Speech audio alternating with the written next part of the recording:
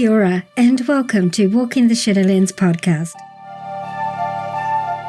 Let me be your guide as we take a walk into the shadowy realms of the unexplained, of the paranormal, of things that go bump in the night and haunt your dreams.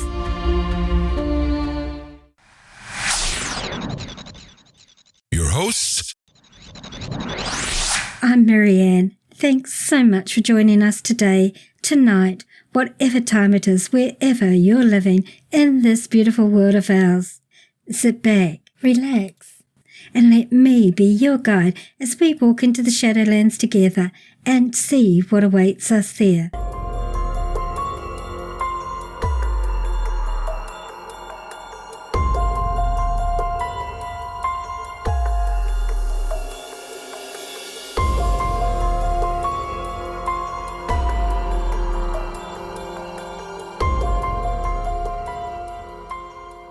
Hi everyone, today's episode's a wee bit different to normal, more like a follow-on from the Signs from the Other Side episode I did about a month ago.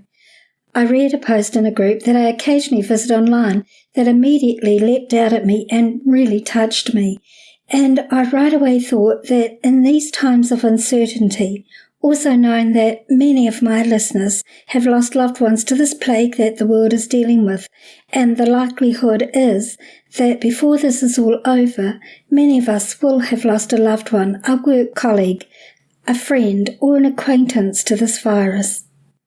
Because of this, I felt my guests' touching and very loving experiences might bring comfort to some of you who are grieving at this point in time, and it may help you to know that our loved ones live on, albeit without a physical body. To anyone in this situation at this moment in time, this episode is for you all. Let's walk together into this part of the Shadowlands and see what awaits us there.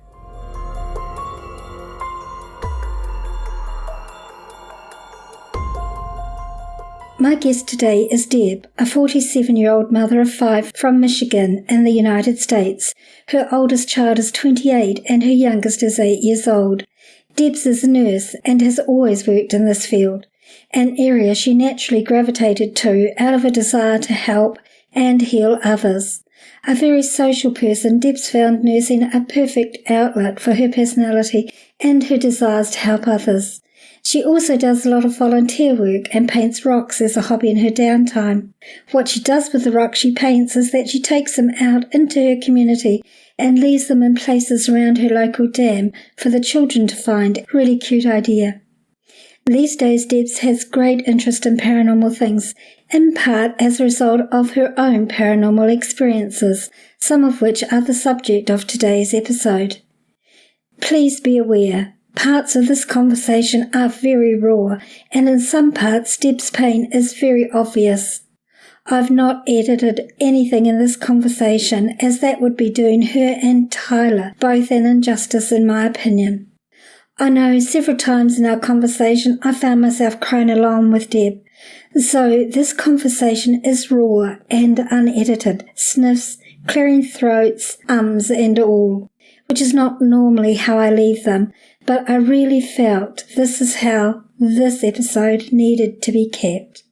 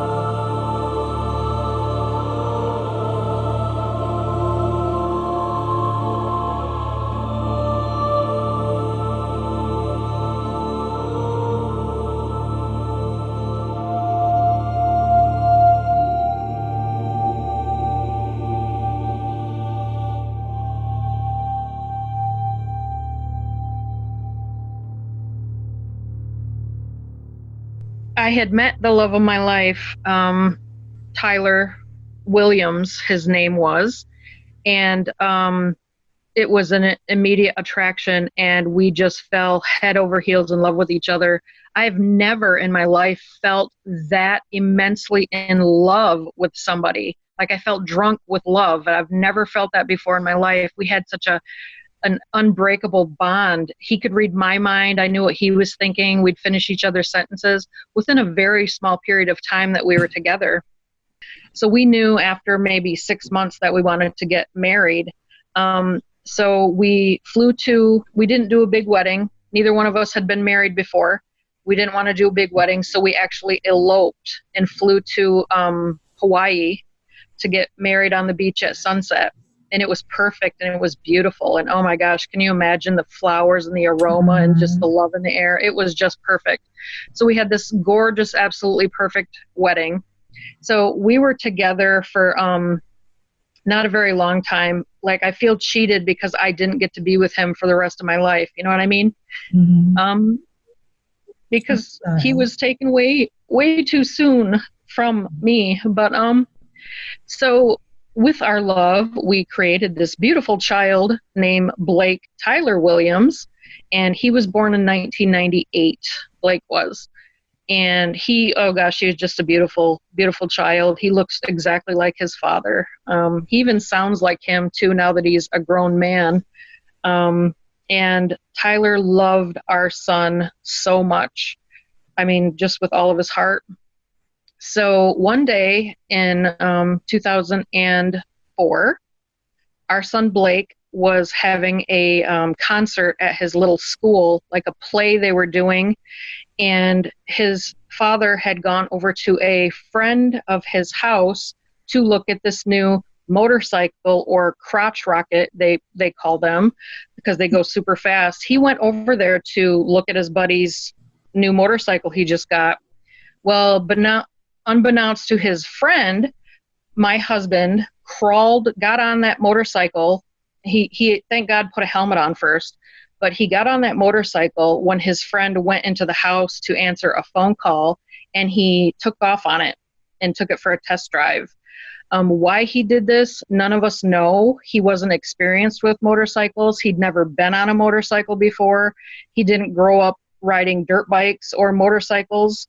So none of us know why he chose to jump on this very fast motorcycle this day and take it for a test drive, because he certainly had no idea what he was doing with it. My husband was only 27 years old when this happened, so a very relatively young man. And so what witnesses have told us what happened, of what they witnessed of the crash, he was going too fast down a one-way street, and a car pulled onto the street coming at him, and he lost control of the motorcycle and started like fishtailing and bobbing from side to side, and he didn't have any way to slow it down because he didn't know what he was doing. And he ended up swerving to miss the car that was coming at him, and he ultimately he ultimately hit a parked van that was on the street, just parked. He hit the van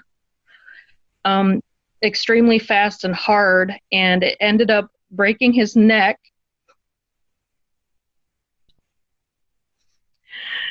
And it crushed the whole right side of his body. His body went sliding in one direction, and the motorcycle went flying in another direction. And people ran to his aid right away, but there was really nothing that they could do because his neck had been broken and it severed his spinal cord. So they couldn't save him. And the night that happened, me and Blake and the rest of my family had gotten home from Blake's play at school, and we're all settling in for the night, and I got a phone call, 9:14 in the evening to be exact. And it was Tyler's mother calling me. And these were the words that she said to me. She said, "Deb, Tyler's gone. He was in a terrible motorcycle accident tonight and he passed away." And at first it didn't register with me. It was like a thought bubble that was just kind of hanging in the air because I didn't retain it right away.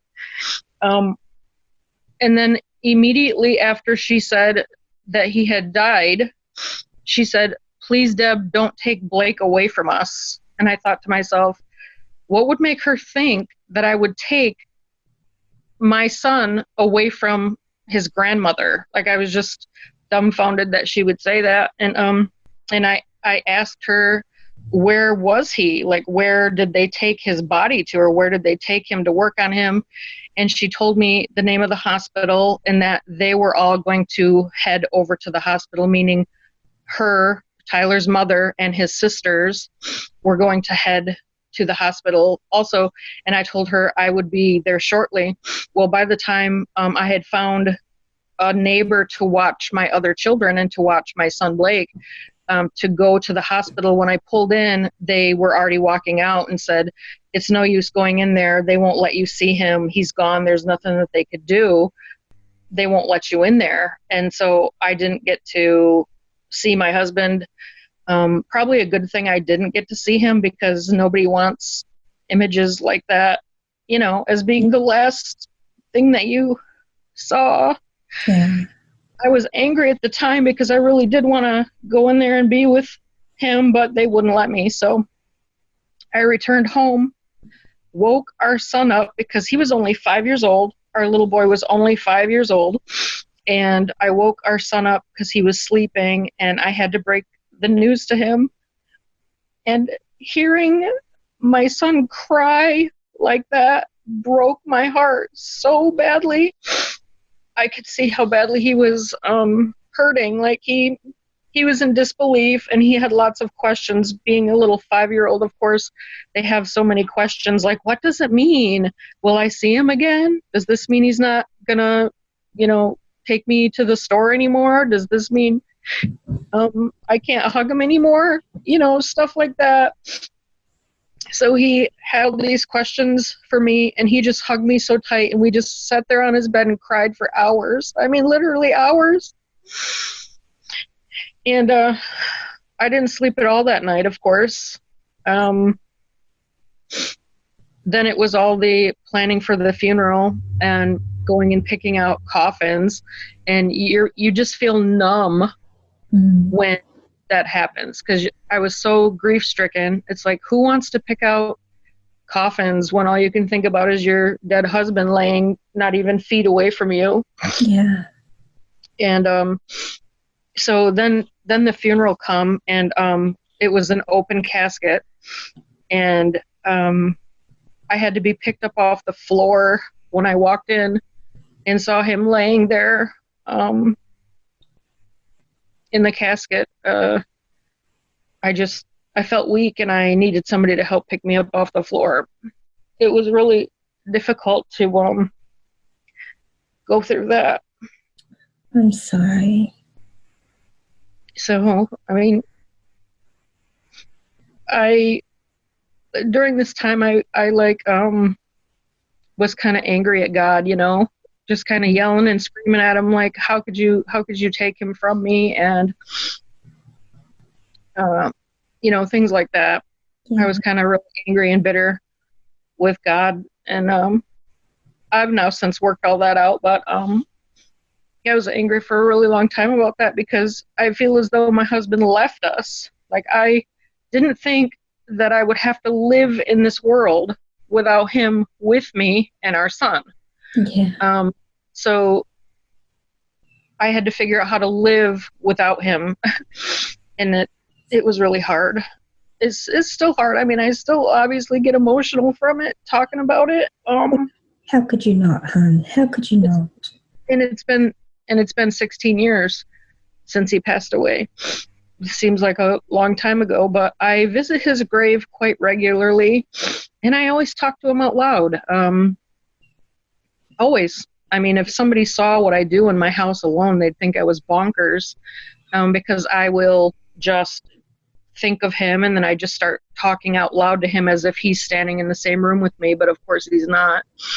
But it comforts me to do that. So I don't mind if people think I'm weird for doing that. It's just my way of coping, you know. But Okay, so getting into the ghost aspect of this, the paranormal stuff, is we lived in this very beautiful, like late 1800s, early 1900s farmhouse. It was quite large. It had like 6 bedrooms, really beautiful. It had been completely remodeled on the inside, so it was modern and new, and it was in the country. And we had lived in this house for a couple of years before he passed away. So, you know, people are used to the sounds in their house. They know the creaks when somebody walks on the floor, stuff like that. Right. You know what your house surroundings sound like. Well, about, I'm going to say 3 to 4 months after he passed away, things started happening in our house. Big time. Like, they weren't subtle. It was pretty obvious stuff was going on. It just didn't add up. It took me only a short time to realize that it was him. But so at first it started out with anytime me or our son Blake, and because I had other children at the time, so it never pertained to them at all. It would only happen to myself or Blake, the son that I have with Tyler. It started off with the lights started blinking, and like noticeably, like annoyingly, they started blinking, and I'm like, what in the heck's going on? You know, are my lamps on the fritz? Do I need to buy new lamps? And then that turned into, it was happening in the whole house, TV turning on and off by itself, radio turning on and off by itself.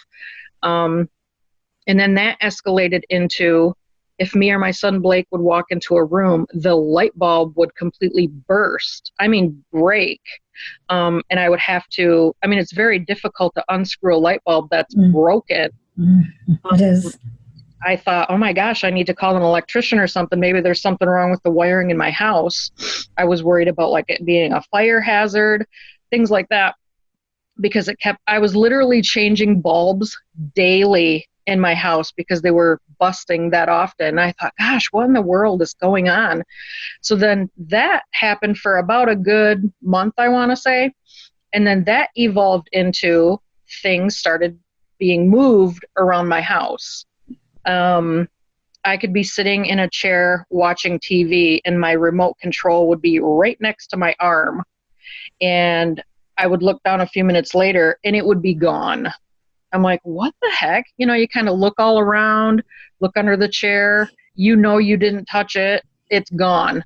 Only to find it like a couple days later in another room. Just bizarre stuff like that.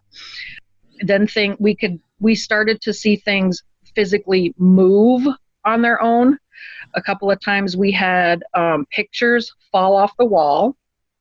There would be nothing wrong with the hook. Like, the picture frame would physically have to be lifted up off the hook in order to fall to the ground. Nothing ever broke, like the glass never broke, nothing violent. It was just kind of like it was lifted up off of what it was hanging on and dropped to the ground. We saw books come off the bookshelf, not violently, like it didn't fly across the entire room and hit the wall on the other side, just like a couple feet away from the bookshelf it would fall down. The most profound things that we saw move were one particular day I come up from our basement and was walking through my kitchen, and I had a very expensive camcorder. Of course, back in 2004, camcorders were pretty expensive, and I used mine quite a bit, and it was sitting on a kitchen counter I had. So as I'm walking by it, I glanced over at it. So my eyeballs are looking right at this camcorder. I saw it lift up off the counter and it literally come flying at me. Wow. Well, instead of catching it, which I should have done, it freaked me out and I kind of panicked. So I dodged it and it ended up falling to the ground. Thank God it didn't break, but I thought, wow, I've never seen anything like that before in my life. And at this point, I'm thinking, it wasn't Tyler. Like, at this point of these things happening, I didn't make the connection yet that it was him. Right. So then another thing that happened was Uh, During this time, I cried so much. I didn't think a human body could cry that much and stay hydrated or survive. Like literally, I would lay on the ground during the day when my kids were at school, and I would just cry for hours uncontrollably. And one of these particular days, I happened to be in the shower, and I had soap in my hair, and I was just bawling my eyes out uncontrollably, having a complete nervous breakdown, wondering how I'm going to pick up the pieces of my shattered life and move on. And so I had soap in my hair. I'm trying to wash it out of my hair.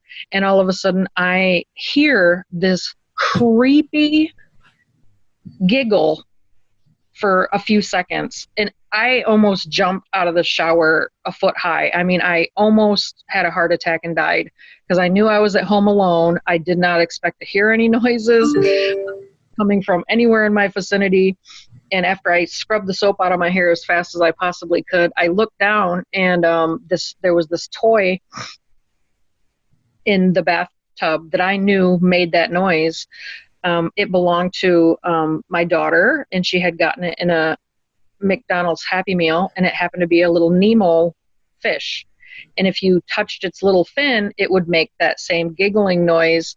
But this toy was a tub toy because it had stopped working like years prior to this event. There were no batteries in it. The thing that made it giggle was broken. It hadn't worked in like years. That's why it was a tub toy. So I picked this thing up knowing that that sound came from that little toy, and I'm pushing the fin, shaking it, nothing's happening. So I quickly got out of the shower and found a screwdriver and completely dismantled this entire toy, looking for reasons why it would have made this creepy sounding giggle. I mean, this giggle went on for seconds. It was just the creepiest thing ever. There was no reason or explanation as to why this thing should be giggling at me like that. I actually still have that Nemo toy on a shelf in my bedroom. I kept it because I thought, after I realized that it was Tyler who did it, wanting me to know that he was there, of course I wanted to keep that as a memento of sorts. So it's actually sitting on my shelf in my bedroom, and it has not giggled again to this day. And it's 16 years later, and that toy has not giggled once since that incident. Okay, so that happened. And then another day, and this is going to sound kind of terrible, so I'll try and keep it PG because it's a bathroom story. One day, and this was during the summer at this point, so Tyler passed away in April, and now this is like June, July, I want to say, after or maybe a little bit later in the summer. It was still warm outside, so maybe it was like August, September. And the kids were back at school, and I was again home alone during the day. And I had a dog that's a boxer, and he was about 2 years old when this happened. And so I went into the bathroom to do my business, okay, if you know what I'm talking about. So I'm sitting there, and you know how animals always want to be by their owners when they're in the bathroom doing their business. So here tags along my little dog, and he wasn't so little. So he's sitting right at my feet while I'm in the bathroom doing my business, my morning business. The dog is sitting there. My bathroom door is wide open because I'm home alone. Like, why would you close the door if you're home alone? So as I'm sitting there, my dog all of a sudden perks up, stands up, and then all the hair on his back completely raises, and then he starts growling. And I'm like, whoa, wait a minute. I've had this dog and raised it from a puppy for 2 years, and I've never heard this dog growl, ever, never once in its life have I ever heard this dog growl. So then all of a sudden he started slowly creeping toward the door of the bathroom that was wide open. And I'm like, oh wow. And then all my hairs on my entire body stood on end. And mind you, I'm trapped on the toilet because I haven't done my paperwork yet, if you know what I'm talking about. So I'm kind of panicking because here I am sitting in a vulnerable position, and my dog is slowly creeping toward the door, growling like I've never heard him growl before. So then he pokes his head around the corner and manages to work his way out into the hallway. And he's facing my master bedroom. He's facing my master bedroom, and the dog just stayed there. And I could see his head moving back and forth as if he was looking at something. And I kept my eyes peeled right at the door because I felt as though there was something in there. Like I could feel it, all the hairs on my body and everything. It felt like static electricity all through my body. Right. And so the dog is growling at my door, and before I know it, I see this giant black shadow cross in front of my doorway in my bedroom. Okay. So the windows in my bedroom were illuminating into the hallway, and something crossed in front of them that was completely like a shadow in the shape of a human being. And I almost had a heart attack. Because there was somebody in my house. I mean, you see a shadow in the shape of a giant man, and the dog is looking at it and growling at it. I've never done my paperwork on the toilet that fast before in my life. I was trying to pull up my drawers and running out into the hallway as fast as I possibly could. And when I did step into my bedroom, it was cold. Like it felt really cold in there. And there was like this static electricity kind of feeling in the air that I'd never felt in the house before. And of course, there was nobody there, Marianne. There was nobody. And it was cold in there, despite it being very hot outside, like an 80 degrees plus day outside, and sunshiny during the day. So it creeped me out so badly that I went and investigated the entire rest of my house to see if for sure I was there alone. And yes, I was. And still at this point, I'm not really making the connection, putting two and two together that this is Tyler trying to contact me. Right. I'd never had experiences like this in the house before he died. None of this stuff ever happened in the house before he died. So So there was that day. That was exciting. And that would have been shortly scary. after that, me and my children, at the time I had 4 children at this time. When he died, I had 4 children. And I was reading my children a book, as I often did at night before they would get ready for bed. And we're all sitting in my bedroom on my bed, and I'm reading them this book. And we hear a knock on the door. And because the house was so large, it took a little while to get to the downstairs and all that stuff. So we heard the doorbell ring and a knock on the door, which was unusual because it was around 9 o'clock at night. And I'm like, hey, can you guys run down there and see who that is? And I was just planning on staying in my room, waiting for them to come back. Well, once they got down there, they started hollering at me to come down because it was in fact our neighbor who had a question for me or something. And I was like, oh, sure. So I saved the page in the book that we had left off on, and I reached over and actually placed the book down on my bedside table, and walked downstairs, proceeded to talk to my neighbor. So then after she left, we turned around to go back up to my bedroom to continue the book, and I was the first person back into my bedroom. I sat down on my bed, looked over at my side table to grab the book to continue reading it, and to my utter shock and dismay, there was a photograph sitting on top of the book. And it was a photograph of Tyler. And what's crazy about this is the photo that was on top of the book I had just been reading was in a picture frame hanging on my wall. So I immediately spun my head around and looked in the direction that the picture had previously just been 2 minutes earlier in the frame on the wall. And the picture frame was empty. No glass broke. Frame still on the wall, perfectly like I had left it. But the photograph was out of the picture frame and laying on top of the book. And okay, so it hit me like a thunderbolt of lightning. And then that's when I pieced it together that, oh my God, it's Tyler. It's Tyler is here. And my children were all up in my room at this point, arranging themselves on my bed. And I just broke down and started bawling uncontrollably. And they didn't know what was going on. And I told them, I'm like, guys, look, look at this picture. It was in this frame. And they were all in wonderment about it as well. And so from that day on, I connected the dots and realized that it was actually him that was trying to tell me he was there with us. Wow. And it still amazes me to this day that they can do stuff like that, that spirit can move things like that, that quickly. And it's amazing. So, shortly after that I made the connection that it was indeed Tyler. I'm going to say it was maybe just a couple of days later. I was at home alone again because the children were in school, and it was broad daylight. It had to have been maybe 11 in the morning, around noon.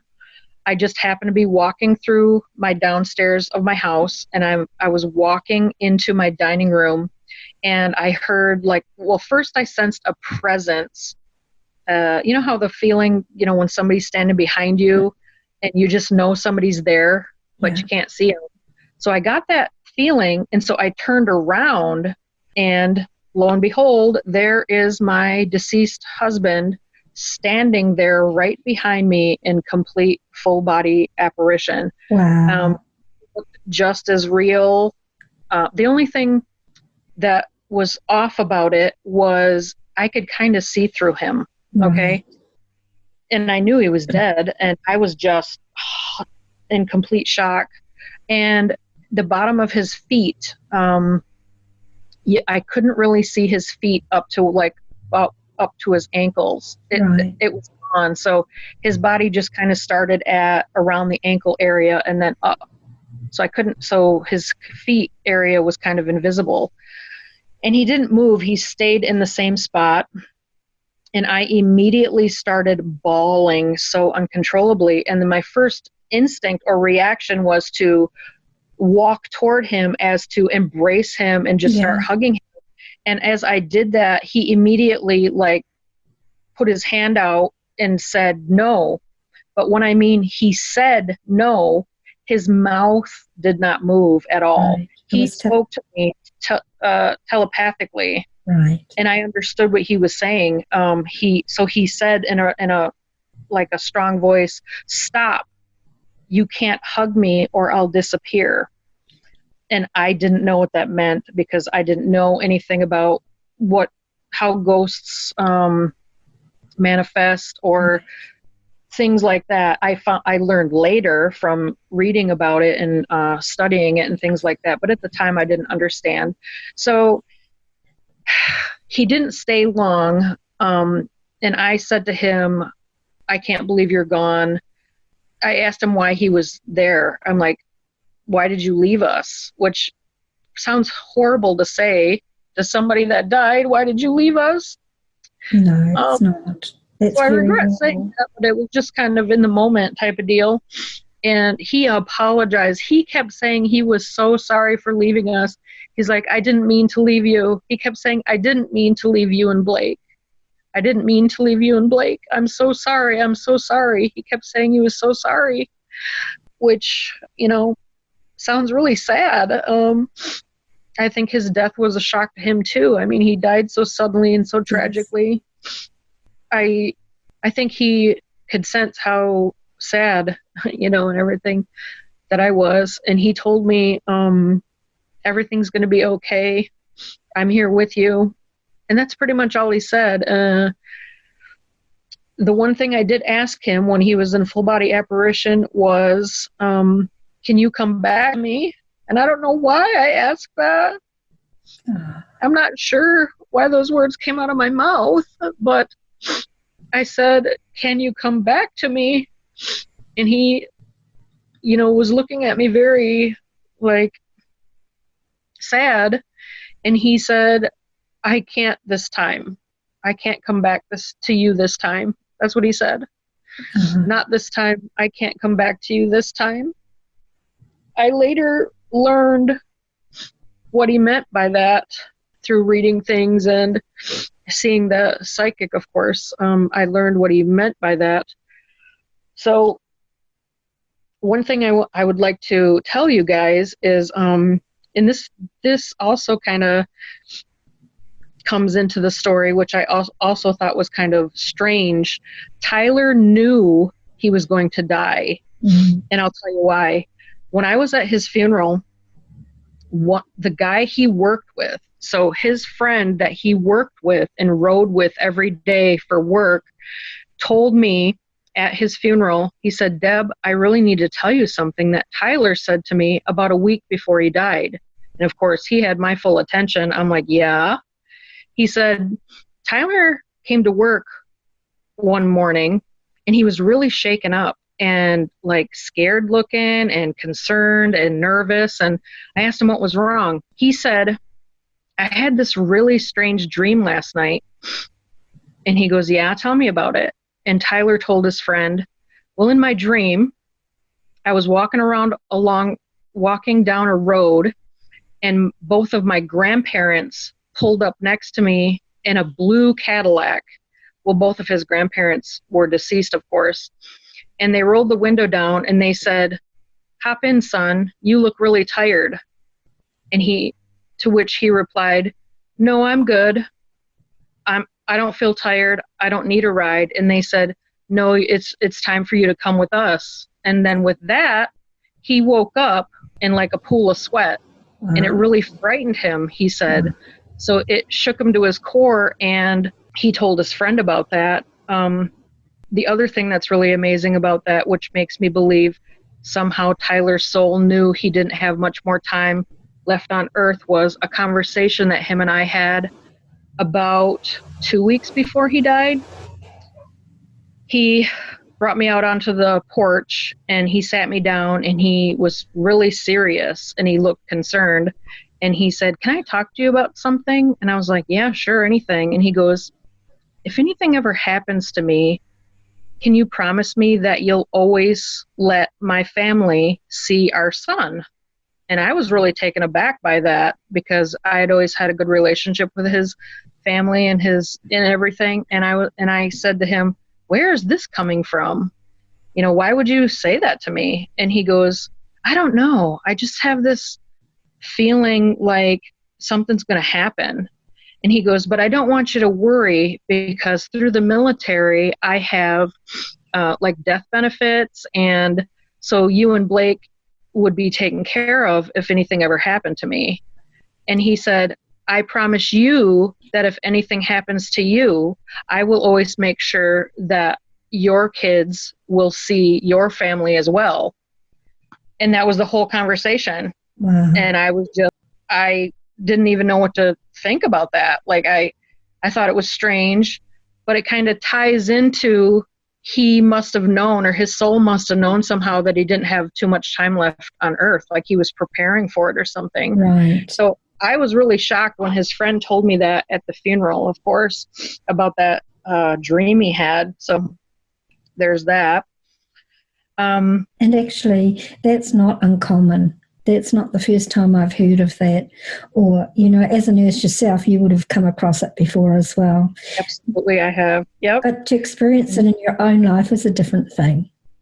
It is, because at the time it's happening, you don't connect the dots and you don't put those things together until after the fact. So then hindsight's 2020. So then after the tragedy happens, you're like, "Oh, that makes sense now." Yeah. But still, it's so it's just tragic. It is. So lots of other things started happening quite quickly after I saw him in full body apparition. Shortly after that, our son Blake and his little sister Sophia were both getting ready for bed one night, brushing their teeth like little kids do in the bathroom. They happened to be in my master bathroom while they were doing it.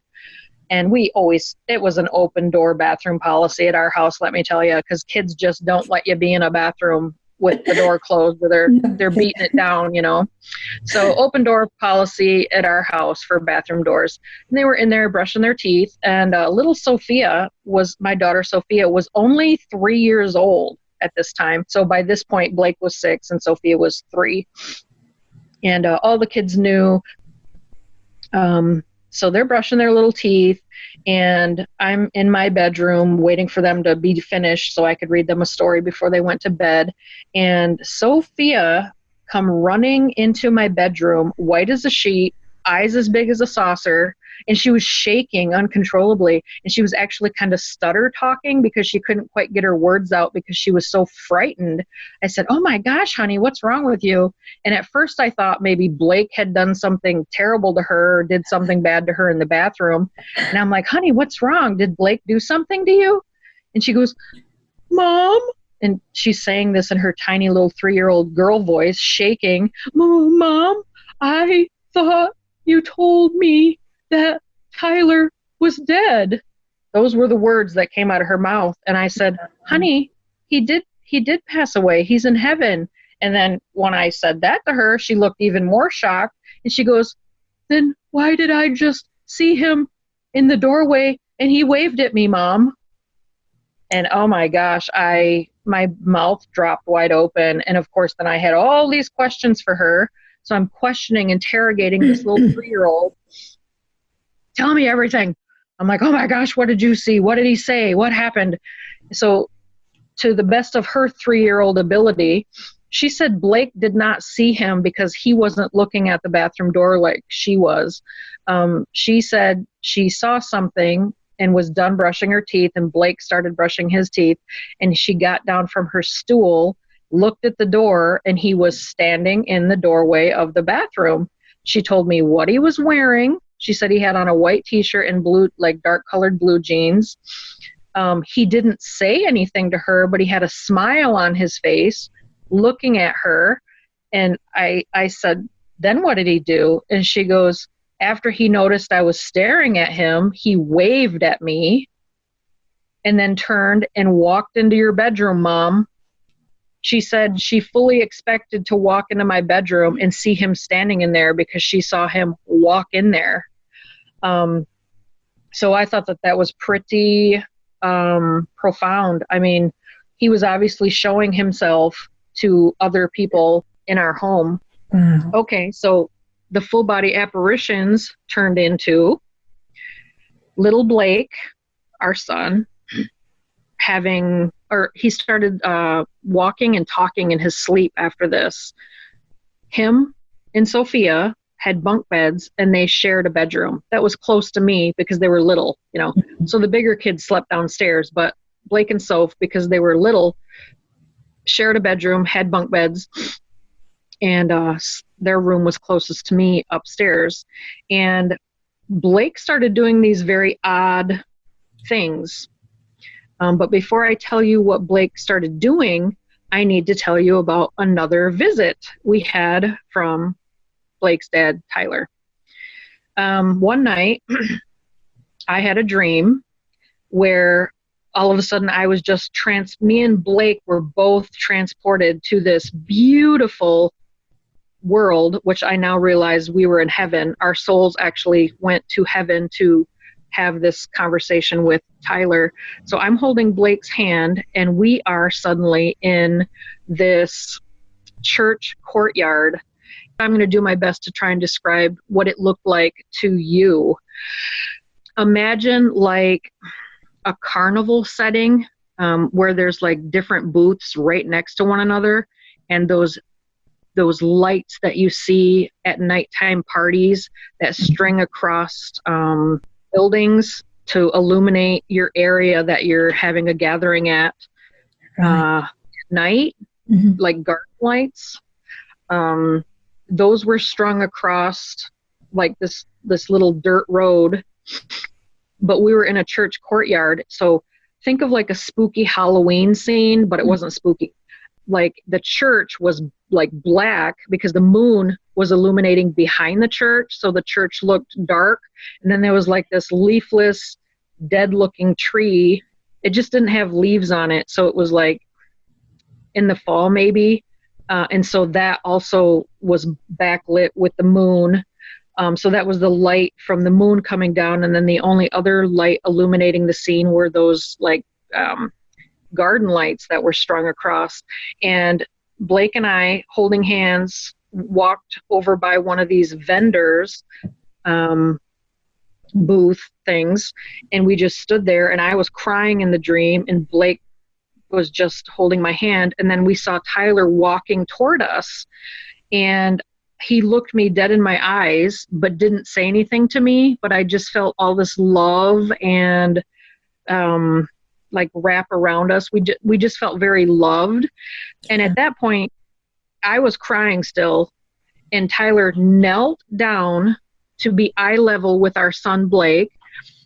And he said, he used to call our son Boy. He said, "Boy, what did Daddy tell you to do for your mama when she's crying?" And Blake spoke and said, "You told me to hug her." That was it. And then the dream was over. And I woke up with tears still pouring down my face. It was absolutely real. I still had the tears down my face when I woke up. Such a beautiful, gosh, it was like, I don't want people to think that because I described it as creepy, that's what it looked like off to our left. And it was beautiful, this church was. And there were no other people. It was only us three in this dream. Okay, so I had that dream. And then Blake started doing the most unusual things. He started getting up out of bed at night and coming to me whenever I would cry. And what's really strange about this is one night, at this time I wasn't sleeping, my nerves were shot, I was so grief-stricken, still bawling daily, I felt weak, and I didn't want to cry in front of my children like that. So I retreated to my basement in the laundry room to get all my emotions out so my children weren't seeing that during the day, okay? So it's 3 o'clock in the morning during a weekday. My kids are in bed, they have school the next morning, and there are 0 lights on in the entire house. And because we lived in the country, it was dark. There was nothing illuminating the inside of my house. The only light that was on in my entire house was the laundry room that I was standing in the basement. So picture this scene. I'm down there at 3 o'clock in the morning with the dog at my feet, and I'm bawling my eyes out, like talking to myself, folding laundry, folding tiny children's underpants and mating socks and things like this at 3 in the morning. And then I heard a noise and I about jumped a mile high. I turned around and Blake was standing right behind me. He had walked through the entire house in pure darkness without turning on a single light. And what's strange about that is the kid was deathly afraid of the dark. So for him to walk from the upstairs and make it all the way down to the lower level of the house is shocking that he would not turn on a light. So when I turned around and saw him, I mean, I was just absolutely startled because he literally just walked out of the darkness and came in there. I was like, "Oh my goodness, baby, what are you doing down here?" I'm like, "What woke you up, honey?" And what he said to me shook me to my core. With his little baby voice, he said to me, when I asked him, "Honey, what are you doing out of bed? What are you doing down here?" He looked me dead in my face and said, "My daddy woke me up and told me to come down here and hug you because you were crying." That's what he said to me. Wow. His daddy woke him up and told him to come find me because I was crying. Oh, that's so beautiful. And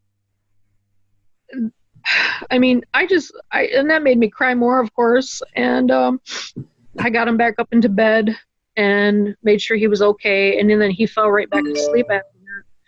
So the next morning, when it's time for breakfast and I'm getting the kids ready for school, I said to Blake, I'm like, "Honey, do you feel tired because you were up last night and you come and talk to Mama?" I'm like, how are you feeling? Are you okay? He looked at me and gave me the strangest look. And he's like, "What are you talking about, Mom?" I'm like, "Last night when you come down in the laundry room?" "No, I didn't do that." He had no memory of doing that whatsoever. And so then I just stopped talking because he didn't even realize that he had done that. The dream night that Blake and I were both in, and his father spoke to him in that church courtyard, the next morning after I had that dream, during breakfast, Blake said to me, "I had a really strange dream last night, Mom. My dad was in it, and he told me to hug you when you're crying." So Blake said to me, he had the exact same dream that I had. And that's when I knew that him and I's souls were together and we had astral traveled to heaven to be with Tyler. That's when I knew without a doubt that we were both there and it was very much real. So after that first incident of Blake sleepwalking, that happened quite often after that. He would do it like every other day or so. And, you know, I'm not ashamed to say that I cried a lot because people grieve differently, but he did it every time. I mean, I was shocked. I didn't think this kid was getting enough sleep, how much he would get up and come and find me. So Blake had also shared with me, he said to me just in passing one day, just nonchalantly, he said, yeah, my dad talks to me at night. And then he just like walked in the other room. Wow. I'm like, wait a minute, I got more questions. Come back here. You know, he just nonchalantly said it in passing, like, yeah, my dad comes and talks to me at night. And I'm like, whoa, wait, what? So I had asked him to elaborate on that. And he told me that his dad just would like rub his head and touch his back and tell him he was all right. So he didn't get into too much detail. He would just always repeat that his dad would say, I love you. You're all right. And he would like caress his face and rub his back, which I thought was very, very sweet.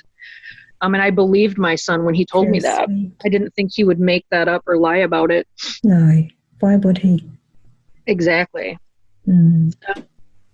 So then now it's about Christmas time. So maybe the beginning of December. Here's another incident where it was just unmistakable that I absolutely knew it was Tyler that was doing this.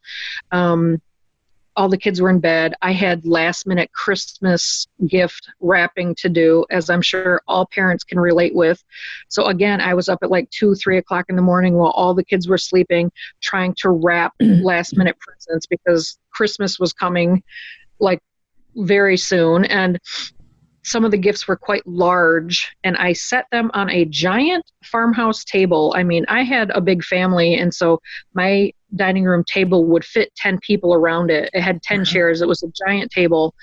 So I set this giant load of Christmas presents with the wrapping paper and everything in the middle of my table. Nothing was off kilt, nothing. It was all stacked on top of each other nice to where nothing would just naturally fall. So I'm like, oh, shoot, I need to go grab the tape in the other room real quick. So I no more and set the stuff down on my dining room table. I go back into the kitchen to grab the tape to wrap the stuff with, and I hear this thunderous crash on the floor. It made the dog jump a mile high. I jumped. I thought, oh, good grief, what is this noise? I thought something had fallen over. I'm like, what the heck? I mean, it was such a loud crash. So I went running back into the dining room. My dining room table is now empty. There's nothing on the top of my dining room table at all. I look over into my living room, and all the gifts are in a complete separate room all over the floor. All over the floor. I literally stood there for like 10 minutes with my mouth agape, looking back at the table, looking at the things on the floor, back at the table, wondering how that is physically possible to have picked up every single thing that was on that table and throw it into another room. I mean, I was in shock. I thought, what in the heck? Nothing was broken, thank goodness, but it scared the living daylights out of me. That would be pretty scary, actually. Yep. I mean, so it's kind of amazing that spirit can physically manipulate things like that and move things around. Like, it showed the true power of what they can actually do. I've had people say to me, well, I don't think that was your deceased husband, because why would he throw things around? And I keep having to defend myself because no, that is not a different spirit. No, it is not demonic. I knew it was my deceased husband. He wanted me to know that I was there with him. Yeah. And maybe that was the only way at the time he could tell me, okay, I'm here with you. So I'm just going to knock this stuff off on the floor. You know what I mean? Like, it really bothers me. Something you can't ignore. Yes, he didn't do it in a malicious way. Yeah. Nothing was broken. It did make a loud noise that scared the heck out of me. But you know how you get the feeling if something's bad or if something's good? I never got a bad feeling. When things were being moved around my house, I never had a sense of fear. It always felt like it was a happy thing. It wasn't never a scary thing. Yeah. I never felt like impending doom from it or that it was bad or evil in any way. And so it upsets me that people say, well, I don't think that it was your husband. I think it was demonic. No, regular spirits that are not demonic can move things around your house. Well, I personally myself don't believe in demons. I've been a medium, clairvoyant my entire life, and I've never, ever come across any such thing. No. I've seen angry earth spirit. And they can be very, very angry.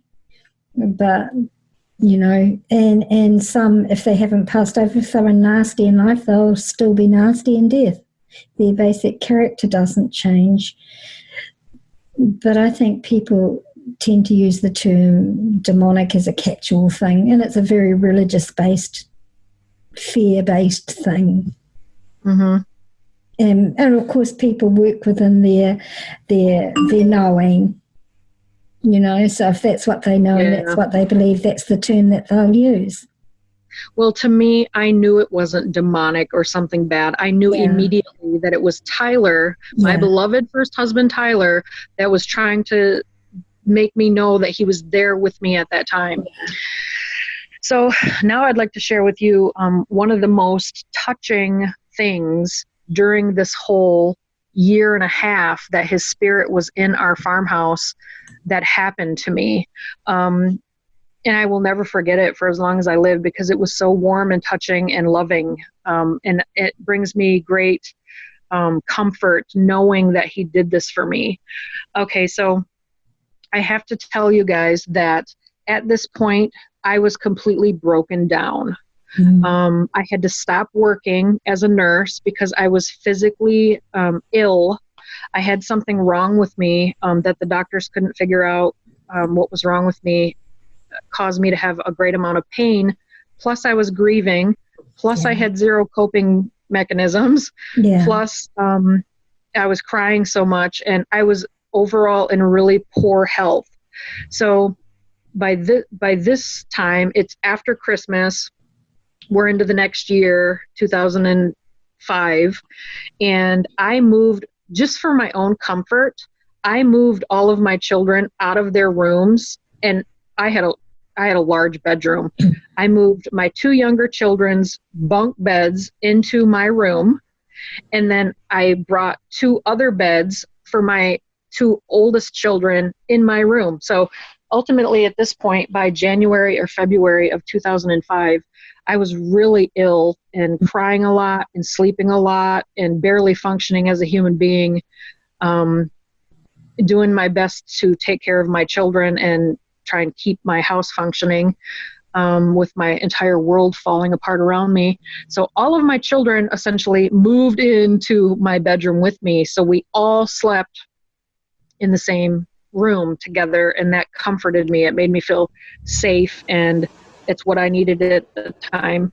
So one particular night, and I don't know why we had this sleeping arrangement, but my two oldest children were on the floor instead of in beds, and both of my younger children, Blake and Sophia, were on the top bunk of the kids' bunk bed set.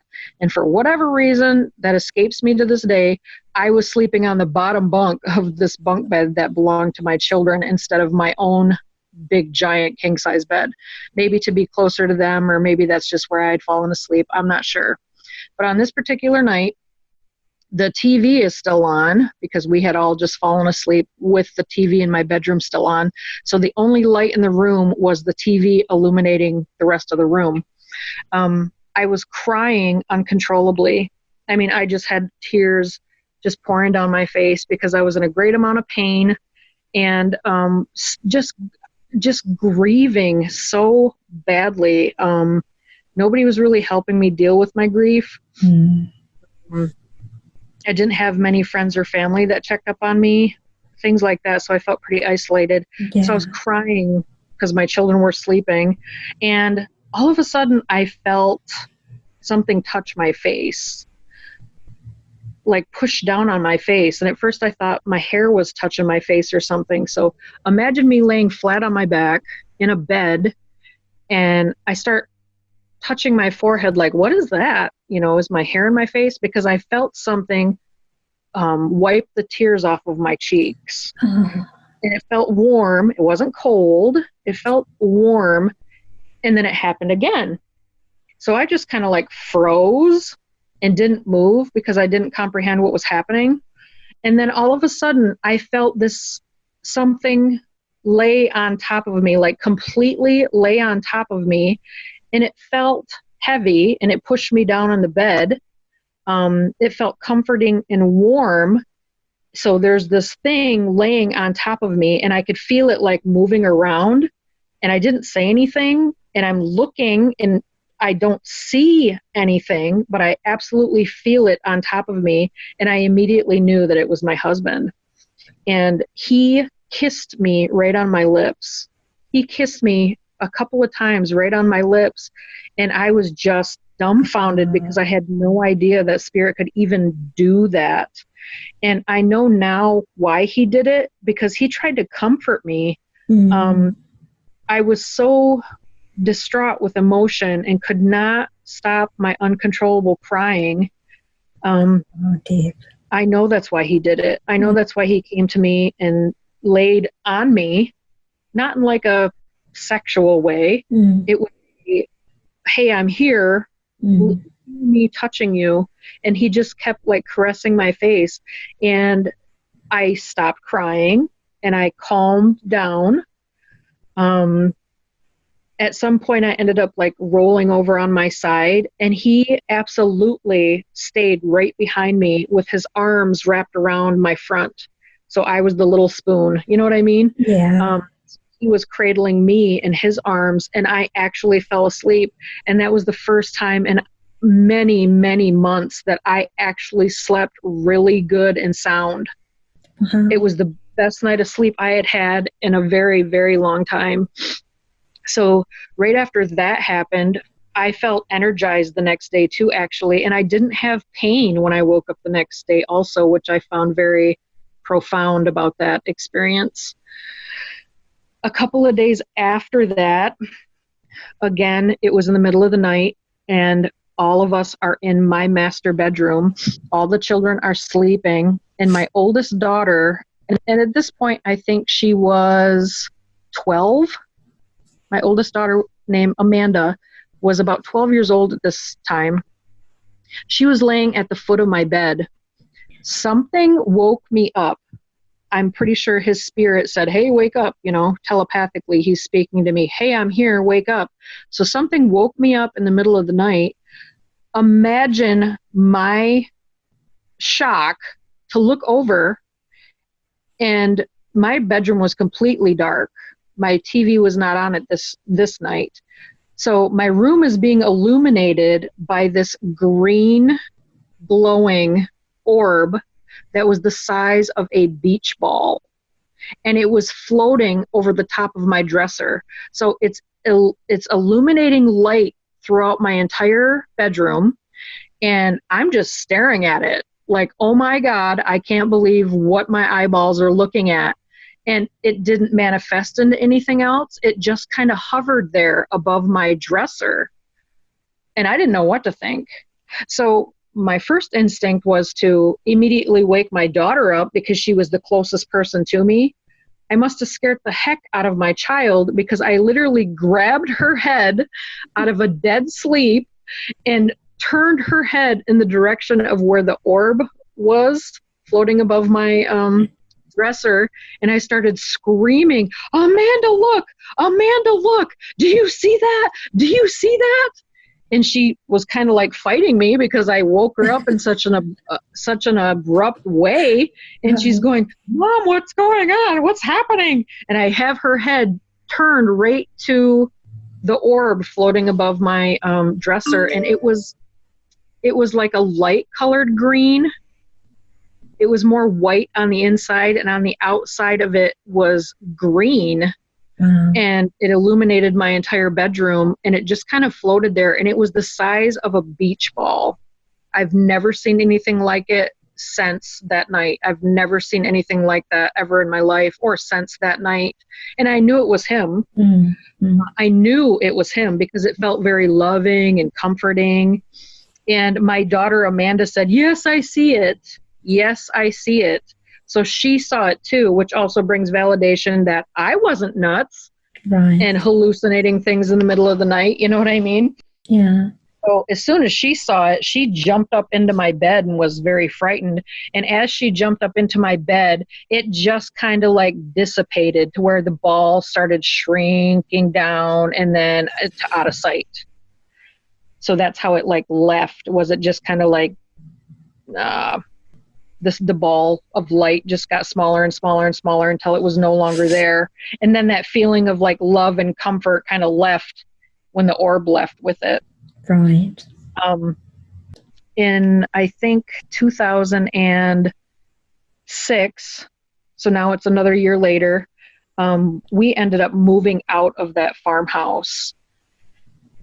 But before we moved out, his spirit was gone. To this day, I'm not sure why the activity stopped, because I never had like a discussion with Tyler. He never appeared to me and said, "Hey, I think you guys are okay now," or that never happened. He was just there one day and then nothing. So that green orb that you saw, his spirit energy, that was the last manifestation of his energy that you ever felt or ever saw? Yes. Yep. So that was basically him saying goodbye. See, because I didn't know then as much information as what I currently know now. Right. Because I've obviously read about it and did my homework and read about all this stuff. But then I didn't know about it. Of course. So it haunted me for a long time as to why he left. It saddened me even more. Like, it comforted me to know that he was there, and then for him to all of a sudden be gone, and then me not understanding why he then left. And then it also made me sad and made me worry, because I thought, oh my gosh, was he earthbound because he died so tragically and didn't realize that he was dead? So I had those thoughts going through my head, and I felt horrified about it. I'm like, why didn't he cross over? Was he not able to cross over? Yeah. All these questions nobody could answer for me, and I worried for his soul. I thought, oh my gosh, is he trapped here? Is he here because he wants to be? So that haunted me for a long time. I wasn't sure why he hadn't crossed right over. I just couldn't wrap my mind around it, wondering why he was earthbound like that and haunting our house, essentially, to comfort Blake and I. I don't know. So I was sad when he left. So while we're still in the farmhouse, we were there for probably another year after the hauntings completely stopped. So from all that activity that I just described to you to absolutely nothing. Right. No more clicks or sounds. We didn't see him anymore. Things immediately stopped moving or being misplaced in the house. All of it stopped. None of that stuff happened anymore. And we moved out of that farmhouse about a year later. I want to skip forward to 2016, because between 2006, when we moved out of that farmhouse, to 2016, I didn't have any paranormal experiences happen. And I was quite upset about it, because I honestly wanted them. Like, I wanted the validation of him knowing that he was around us, and I didn't get it. So I felt kind of angry, displaced, upset, not knowing what had happened to his soul, why he wasn't around anymore. I had lots of questions, like, how does all this work when you're a soul? Things like that. And I still didn't know the answer to the question why he said to me, I can't come back to you this time. Didn't know what that meant. And that haunted me, because I didn't understand why he said that to me. So skip forward to 2016. And in between this time, I was reading everything I could get my hands on. Yeah. So because I had so many questions myself, I had always been curious about seeing a psychic. I never sought one out. I always thought, they're always phony. I just didn't really, a lot of them are scam artists and just want your money. A friend of mine said, hey, I'm going to be going to this psychic group reading later. Are you interested in going with me? And I thought, oh, wow.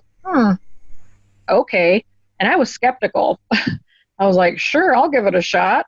So I rode with my friend to this psychic group meeting in 2016.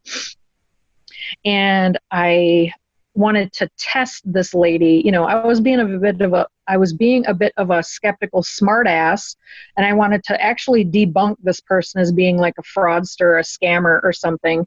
So prior to me going to this group reading with this psychic whom I'd never met before, I started talking out loud in my house to Tyler.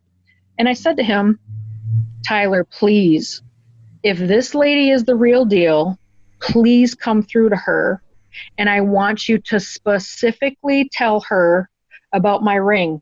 The first year him and I were together for Valentine's Day, he took me to a jewelry store, and he bought me the most beautiful heart ring with my birthstone in it. And I've never taken it off since the day he bought it for me. I've never taken it off.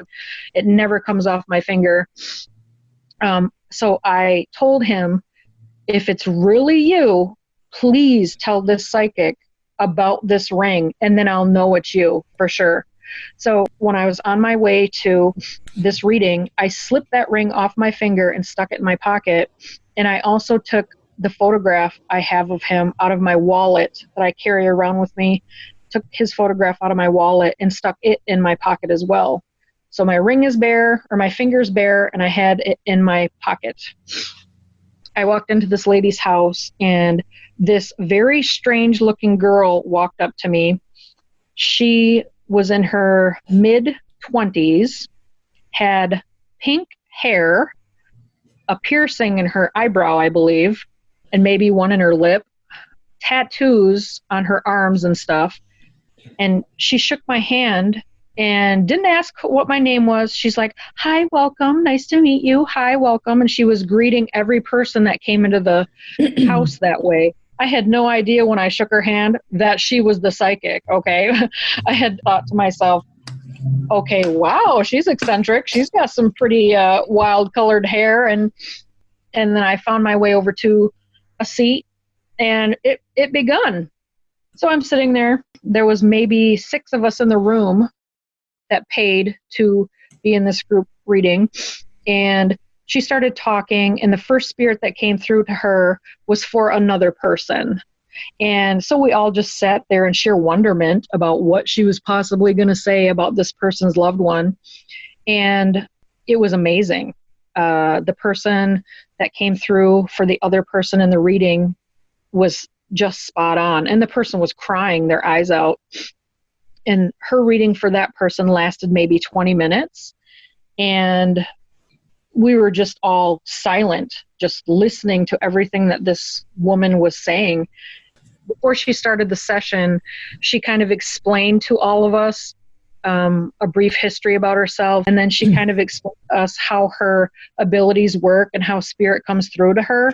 So I was glad that she explained it to us. I mean, she was very knowledgeable. And so I'm sitting there not expecting to be called on whatsoever because, mind you, I'm being skeptical.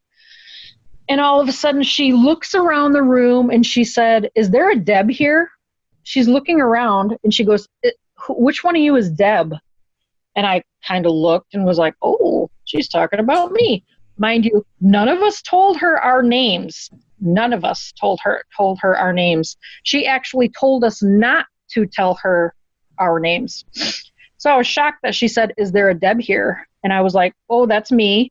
And she said right away, she said, I have a very handsome male coming through for you.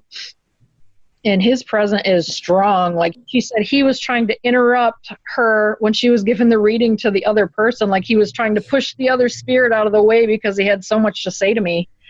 And I was very flattered by that. So she began talking to me, and she said, oh, wow. Like she described what he looked like. And sure enough, she told me what he was wearing the last time I ever saw him. Okay. So that brought validation.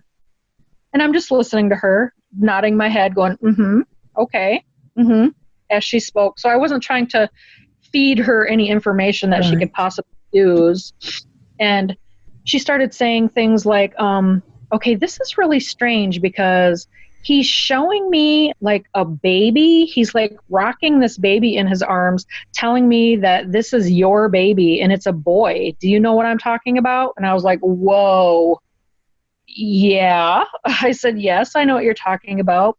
And she said, well, he wants you to know that he knows all about your son that you have, and that he actually met his soul before he came to you. And I was blown away that she said that. That Tyler in heaven met my son's soul before he came to me. Right. So she said that, and I was like, okay, she's on a roll. I'm thinking, okay, she probably knows what she's talking about. But mind you, again, I'm thinking, talk about the ring, talk about the ring. So the next thing she says to me is, okay, this is strange. I don't know what he's trying to say to me, but he's showing me a ring floating in the ocean. She goes, it's just, like, she didn't say floating in the ocean. She said, usually when spirits show me items, they like have it in their hands, but he's showing me a ring, but it's like floating in midair, and I don't know what to take of that. She goes, do you know what I'm talking about? And oh my gosh, okay. So at this point, I busted down and started bawling uncontrollably. So not only did he tell her about the ring I'm wearing, the one I wanted him to talk about and had shoved in my pocket, he also told her about my wedding ring that got lost in the ocean in Maui, Hawaii, the day after we got married. Wow. That's what he was showing her, my wedding ring floating in the dang ocean. I lost it a day after we got married. Like, that's bad luck to lose your wedding ring. You know, the day after you get married, we had went swimming in the ocean and went in with the ring, came out, and it was off my finger, gone. Could never find it. He was showing her the ring, and I'm like, it makes perfect sense to me that it's like floating in midair because it's literally in the ocean somewhere. So that shocked me, and I started crying at that point.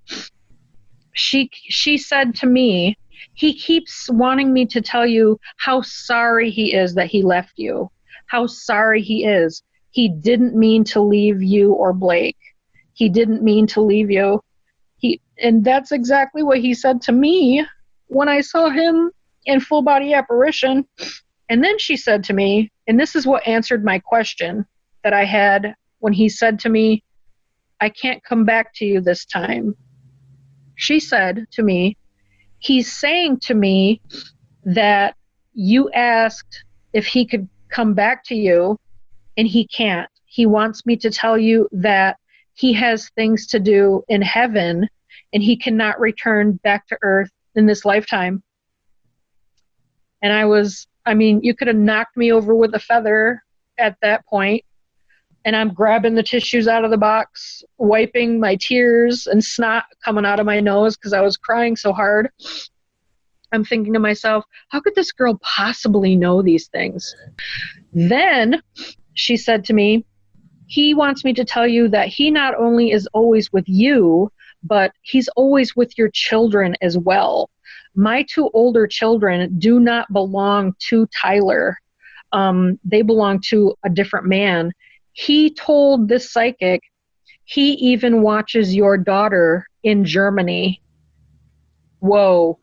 How could this woman know my oldest daughter lives in Germany? Okay, so at that point, I knew this girl was the absolute real deal. Mm. She said to me, okay, he's talking. He's got so much to say. Hold on, I'm listening to what he's saying.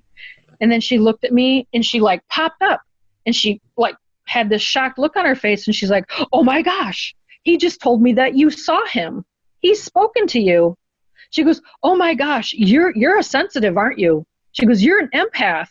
He's telling me that you've actually seen him and he has spoken to you. I'm like, whoa. She blew my mind, right out of the water. I'm like, yes, I have absolutely seen him. And she said, he's telling me to tell you, and this is important, Marianne. This is important.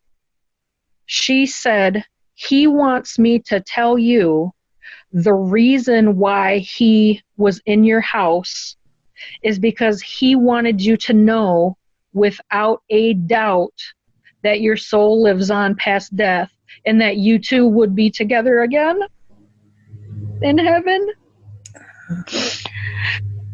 And that's all I needed to hear. Like, it gave complete and full validation about any fear I had of God being real or heaven being real or anything like that. She said his sole purpose of why he hung around Earth and was with Blake and I for 1.5 years was because he wanted me to know without a shadow of a doubt that your soul does not die. It lives on. It just goes to a different plane. And exactly. Yep. And I try to educate people about that and tell people, even atheists. So she wasn't done with me. He had lots to say to her about me. She told me a few things that he was with me on, like a few special occasions that she said he was with us on, which were true, like birthday parties, things like this, vacation. Right. He was there with us. And then she said to me, oh gosh, he's really worried about you because you're not sleeping, are you? You're in a lot of pain. You don't sleep very well, do you? He's telling me that you are up all night long and that you hurt and you don't sleep. And I was like, yep. And then this is profound. The very next thing that she said to me was, oh, Tyler is telling me that when you're awake in the middle of the night, you're in your living room on the couch watching Criminal Minds at 3:00 in the morning. And he wants me to tell you that when you're doing that, he's with you, but he's not watching the TV. He's looking at you. Now, Marianne, let me tell you what's profound about that and amazing about that is that show, Criminal Minds, was not in existence when Tyler was on Earth. Tyler died in 2004, and that show never became a show until like 2 years later, like in 2006. That was a show. So for him to tell her, this is the exact show that you're watching at 3:00 in the morning while you're suffering from painful insomnia, he's there with you. And let me tell you, I've never doubted this girl's abilities after that. There's no way that anybody would know that about me. I lived alone. Who would know that I, was awake at 3:00 in the morning, binge watching Criminal Minds on TV, and he came through and told her that. I really want to thank you so much for sharing your really raw and personal story with my listeners and myself. And it certainly moved me to tears. And I know I saw you crying. I choked up a few times myself in there. Yeah, and I felt like at this time in our world that people more than ever, with all the fear and with all the pain that's surrounding this pandemic that we're dealing with, that it's important for people to understand those who have lost loved ones in this pandemic and those who may lose loved ones, that life continues on, that this is not the end, and that our loved ones are around us and they try so hard to let us know that they're okay and that the end of this physical body isn't the end of our existence. So I'm really incredibly grateful to you for sharing your pain and your rawness and your experiences with my listeners so that they can hear and maybe take some comfort from that in these trying times. That's what I'm hoping for too. I hope that some of your listeners or all of your listeners take away something from it, and maybe my story matches theirs, or they've had similar experiences, and this somehow validates for them that in fact it is real. And I hope that it brings them comfort, just like you. That's why I did this, because I would like to help people with their grief and sadness and the questions that they have about death and what happens to our loved ones after we die. So I hope that they take away what you and I both know to be true, that our spirit does not die, like you said, that we do live on, and that they are always with us. Absolutely. Debs, thank you so much. I'm really grateful and I appreciate your time today.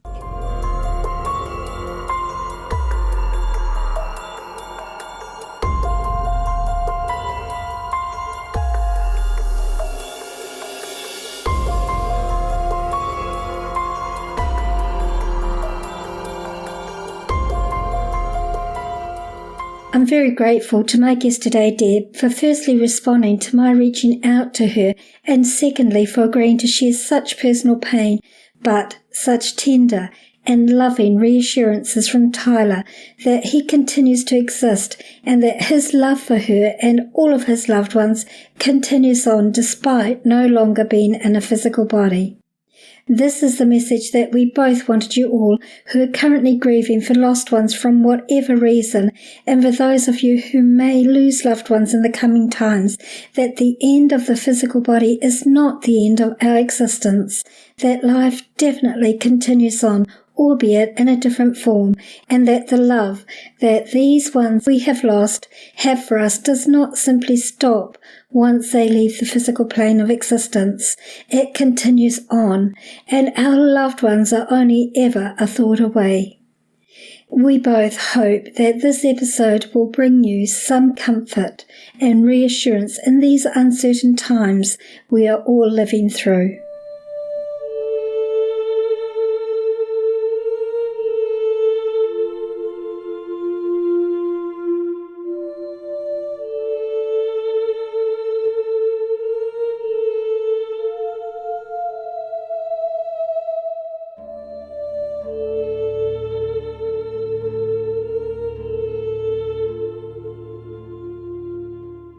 Our bumper music today is called Private Reflection by Kevin MacLeod, licensed under Creative Commons. For more information, check out this episode's page on the podcast website at www.walkingtheshadowlands.com.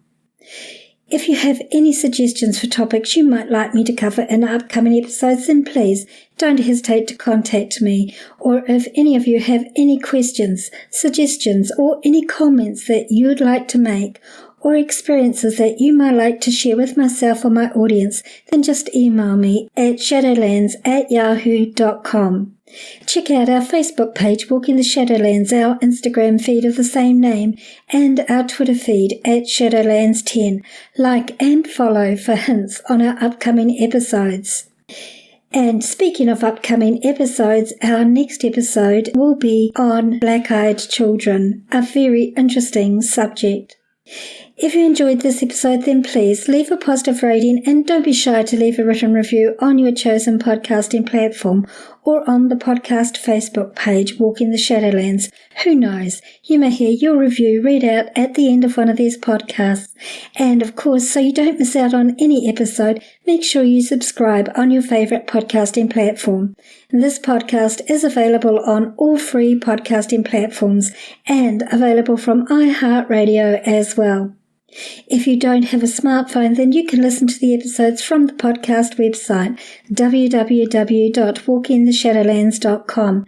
For those hearing impaired, there's a full written transcript of each episode on the website, so you don't miss out at all. Tell your friends, tell your family, tell your workmates about our show. Encourage them to listen and to subscribe also. The more, the merrier.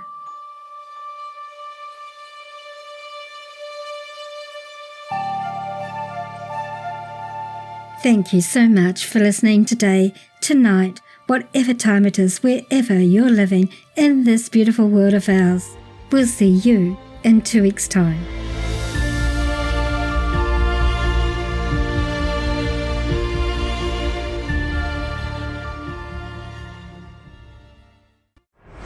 Thanks for listening.